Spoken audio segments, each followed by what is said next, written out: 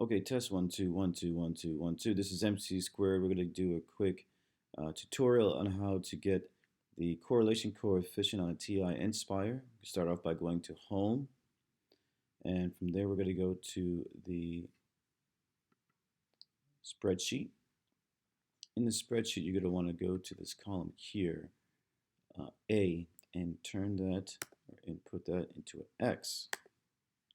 Same with B, make that a Y. Okay, now let's just put in some, input some values. I'm just going to make a few up.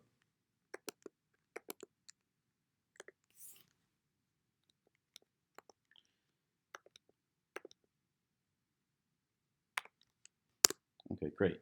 Now make sure that right here that afterwards you actually do enter that last one in, and so that it's all clear and every cell is blank like that afterwards. Okay, continuing on, we're going to go to Menu, 4, 1, 2. We're going to change this X list to X, apostrophe right there. You could just double click this. Otherwise, you have to manually type it in. And then press OK.